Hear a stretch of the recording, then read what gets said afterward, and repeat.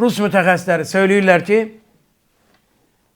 Bolşeviklərin Azərbaycandan daşıyıb apardıqları 4 il müddətində varidat 500 ton qızıl civarında olubdur ki, bu Rusiya imperiyasının, Çar Rusiyasının 1-ci Dünya müharibəsində və vətəndaş müharibəsində olan bütün itkilərin qarşılayıbdır. Ondan sonra Azərbaycanın taleyi keçdi, Bolşeviklərin, bu vəhşi Bolşeviklərin və kommunistlərin və ermənilərin əlinə. Azərbaycanın torpaqları qaçılanmağa başladı. Azərbaycan ərazilərin pay-pürüş eləyib, Gürcülərə, ermənilərə, ruslara hədiyyə elədilər. Azərbaycanın taleyi keçdi ermənilərlə, rusların əlinə. Bizim ziyalılarımızı güllələdilər, Sibirə sürgün elədilər. 28 may 1920-ci ildə 11-ci Qırmızı Vəhşi Ordu Azərbaycana girər-girməz 300 dustağı Bayıl həbsxanasında güllələdilər. 1921-ci ilin avqustuna qədər 10.000 Azərbaycanını güllələdilər və 125.000 Azərbaycanını Qazaxstana sürgün elədilər. 24.000 şəxsi təsərrüfatı Azərbaycanda dağıdıb, o təsərrüfatın sahibi olan kişiləri sürgün elədilər, güllələdilər. Həmin ailələri, fərdi təsərrüfatın sahiblərinin, qadınların kolxoza basdılar, uşaqların isə dettomlara, uşaq evlərinə göndərdilər. 24.000 təsərrüfatı yerinə ihsan elədilər. Məscidlərimizi partladıb, din xadimlərimizə qarşı müharibəyə başladılar. Milli adət-ənənəmizə, gələnəklərimizə, dilimizə, əlifbamıza, ədəbiyyatımıza, şairlərimizə, yazıçılarımıza qarşı müharibəyə başladılar. Qırmızı terrora start verdilər.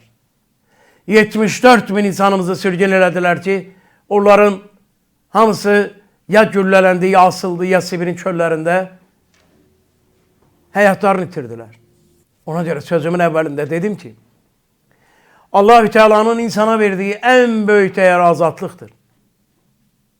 Söylədiyim kimi, insan vətəni üçün, namusu üçün, ailəsi üçün, çocuğu üçün ölümə getməyə hazırdır. Amma heç bir insan könüllü şəkildə zindana getmir. Ölümə gedir, zindana getmir. Çünki zindanda onu öldürmürlər. Azadlığın əlindən alırlar. Müharibədə isə o ölməyə hazırdır. Amma azadlığını itirməsin. Vətən üçün, xalq üçün, qeyrət namus üçün ölmək ölüm sayılmır. Şəhidlik sayılır. O azadlığı itirmək deyil, o azadlığı qorumaq sayılır.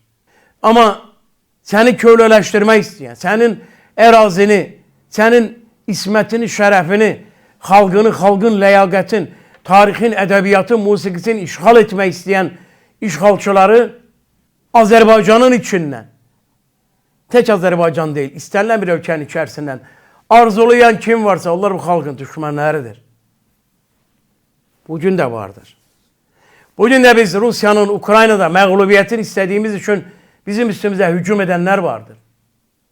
Bugün də Azərbaycanın, Amerikanın, Avropa İttifaqının, İranın, Rusiyanın baskıları altında öz müstəqilliyin qorumaq istəyinə verilən dəstəyə qarşı çıxanlar vardır. Bugün də bizim üstümüzə yeriyənlər vardır ki, niyə sən Ukraynanı müdafiə edirsən? Ukrayna sənə yardım etdi mi, gəldi mi, getdi mi kimi sarsaq və axmaq fikirlər söyləyirlər. Anlamırlar ki, Rusiya işğalçıdır. Rusiya 200 ildir ki, bu xalqlara bədbəxtlik gətirir.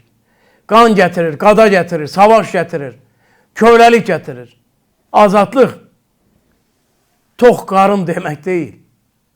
Azadlıq parıldayan mebeldə, ya parıldayan maşında oturmaq deyil. Azadlıq səninlə, səni yaradan uca Allahın arasında kiminsə sənin başın üstünə əlinin olmaması deməkdir. Sənin xalqın azaddırsa, tamam, hər gün ikra yeməyə bilərsən, ümumiyyətlə ikra yeməyə bilərsən. Amma azadlıq Allahın sənə qismət elədiyi ən böyük varidatdır. Söylədiyim kimi insanlar ölümə getməyə hazırdılar.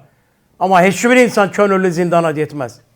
Müharibə dövründə insanlar hərbi komisarlıqların qarşısında növbəyə dayanmışdılar. Herkes bilir ki, müharibəyə gedəndə sənin həyatın sığortalı deyil. Sənin Allah-u Teala ilə müqavilən yoxdur. Müharibə, ölüm, itim, şikəst olmaq, həyatını itirmək deməkdir.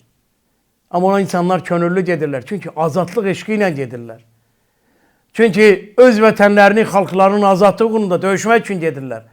Amma siz gördünüzmü ki, zindanın qarşısında növbə dayansın ki, könüllü şəkildə mən azadlığımdan imtina edirəm. Dünyanın heç bir yerində belə şey yoxdur.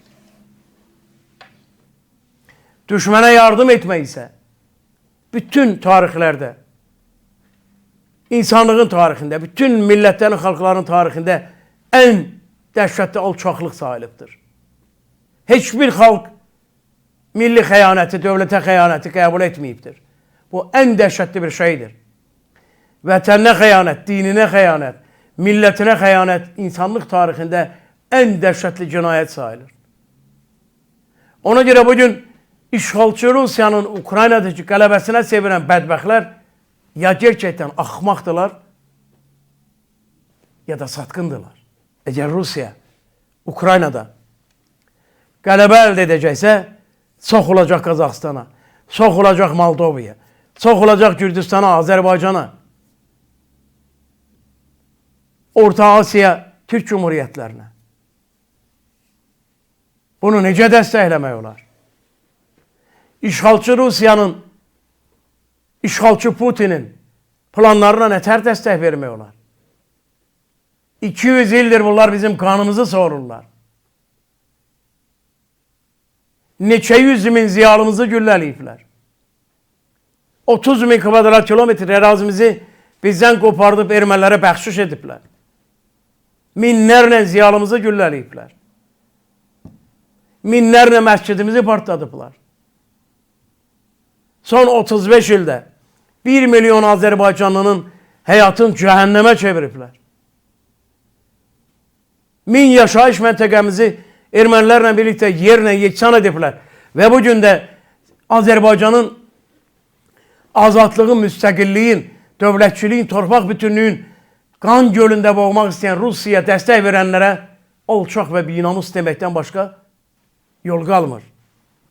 Vətənə qarşı, sənin millətinə və xalqına qarşı, sənin dininə və azadlığına qarşı hər kəs bir kəlmə söz söyləyirsə və sən də ona müqavimət göstərmək əvəzinə onunla müzakirəyə qalxırsansa belə sən xəyanətə qədəm basmış olursan.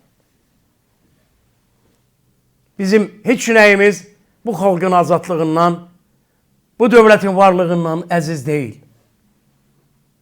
Nə övladımız, nə özümüz, nə canımız, nə gözümüz, heç biri bu dövlətdən əziz deyil. Ona görə ki, dövlət bizim namusumuzu, şərəfimizi, gələcəyimizi, övladlarımızın sakit, rəvan, xoşbəxt yaşayışımızı təmin edəcək bir varlıqdır ki, Allah-u Teala hər millətə dövlət qurmaq kimi bir xoşbəxtliyi nəsib etmir. Dünyada 6000-dən çox millət vardır, 193 dövlət vardır. O 193 dövlətin içərisində də çox az sayılı, parmaq hesabı azad dövlətləri vardır ki, Azərbaycan da o azad dövlətlərdən biridir, şükürlər olsun. Məşhur Rus tarixçisi Kulichevskinin bir ifadəsi vardır. O deyir ki, tarix müəllim deyil, o öyrətmir. O cəzalandırır. Və biz 1920-ci illəri, 1988-ci ildə yenidən Rusiya Azərbaycanı tam işğal etmək üçün, Sovet İttifaqı dağılmaqda ikən Azərbaycanı və digər respublikaları heç bir yerə yana buraxmamaq üçün, bizim azadlıq mübarizəmizi qanda boğmaq üçün yenidən erməni köpəklərinə dəstək verdilər, bizim üstümüzə qaldırdılar, torpaqlarımızı işğal edib, kəndlərimizi, kəsəklərimizi viraniyyə çevirdilər, dinc əhalimizi qətlə yetirdilər, soyqırımlar törətdilər. Amma Azərbaycan xalqı azadlıq eşqinin tapdanmasına imkan vermədi. Təslim olmadı. Öldü ama ağ bayraq qaldırmadı. Balasını itirdi. Ama yine Qarabağ diye hönkürdü, ağladı ve haykırdı.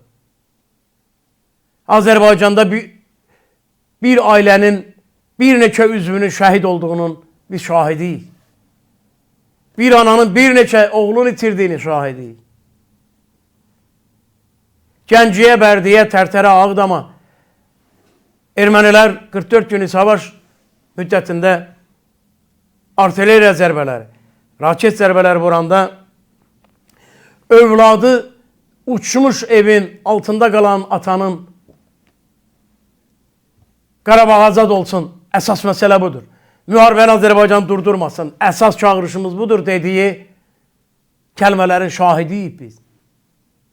Ona görə də əziz həmvətənlər, hər birimizin boynumuzun borcu övladlarımıza, nəvələrimizə, Azərbaycanın gənclərinə, dilimizin döndüyü qədər Azərbaycanın dövlətçiliyinin nə qədər vacib olduğunu və bu bizim milli namusumuzun, əxlaqımızın, şərəfimizin qorunması yolunda ən vacib bir mexanizm olduğunu, dövlətçiliyin Allahın bizə qismət etdiyi bir hədiyyənin olduğunu çatdırmaqda bir yükümlülüyümüz vardır, borcumuz vardır. Ki hər kəs anlasın ki, hər şeydən keçmək olar, dövlətçilikdən keçmək olmaz. Hər şey qurban vermək olar azadlıqdan başqa. Hər nə mənədən desən keçmək olar, amma vətəndən keçmək olmaz. Hər birimizin ən çox sevdiyimiz anadır. Anamızın anası isə Azərbaycandır. Əziz dostlar, inşallah ki, dünyanın sonuna qədər Azərbaycan xalqı və dövləti müstəqil, azad yaşayacaqdır. Və Allah-u Teala'dan başqa heç kəsin bizim azadlığımızı əlimizdən almağa gücü yetməz. Nə qədər ki biz bir yerdəyik. Nə qədər ki biz çəkici bir zindana vuracağıq. Nə qədər ki biz azadlıq aşıqları kimi yanacağıq, qovrulacağıq. Enerjimizi bu dövlətimiz üçün xərcləyəcəyik. Bizə heç kəs qələbə çala bilməz.